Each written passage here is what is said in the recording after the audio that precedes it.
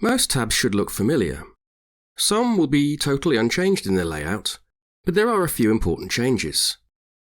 Dashboard is mostly as it was, but you can now resize widgets as well as move them around by grabbing the widget by name. Choose what you'd like to see using the cog icon on the top right as before. Topology looks the same at first glance, but we now have some additional options. You can show or hide all tunnels, or just show unhealthy or anomalous tunnels. Show or hide site and appliance names is now possible too. Show tunnels as great circles formats the lines to be the shortest path across the globe, as a plane might fly, for example. This has the side effect of spreading them out, making them easier to interact with. One big change is now when you click on a tunnel line between two sites, instead of popping up a dialog, it takes you directly to Live View, which is now a tab in its own right. You can choose between the charts or trace route, and you can choose the direction as before. For the charts, choose real time for live data, or one of the other time presets for historical data. Each underlay is presented on the same graph along with the overlay, making it easy to see side by side how each link is performing.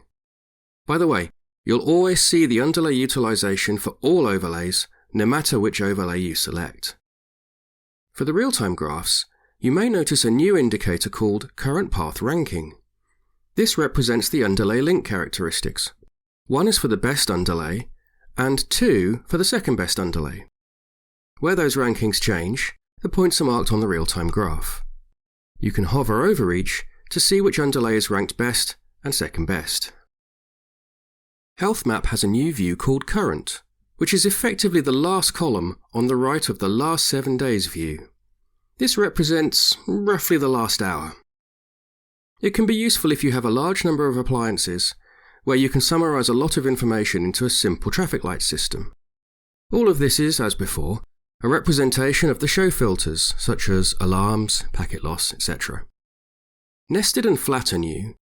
Nested shows appliances grouped as per their tree groups, while flat shows them ungrouped.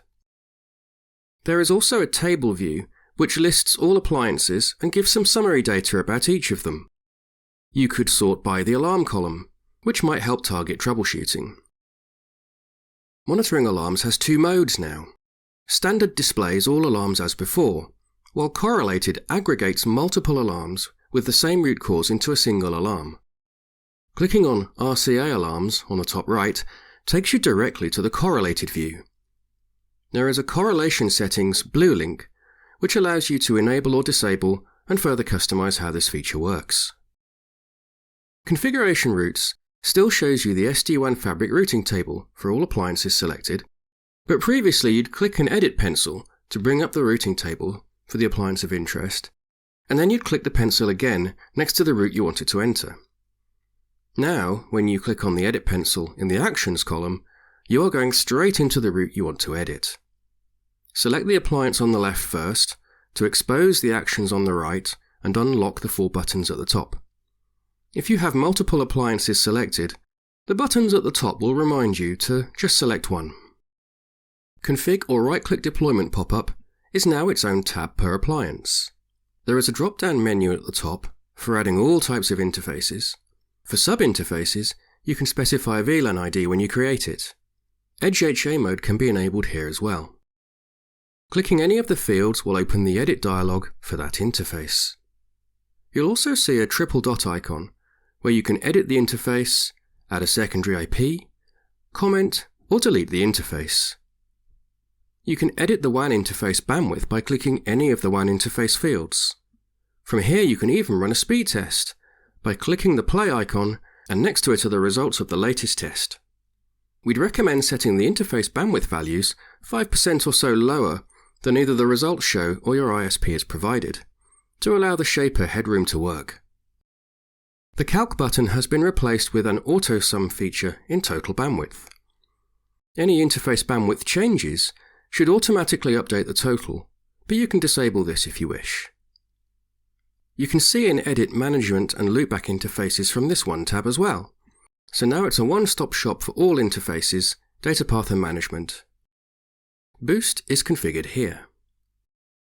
Next hops are collapsed by default on the LAN side, you can view them with this icon. Similarly, you can hide the WAN side next hops with this icon on the right.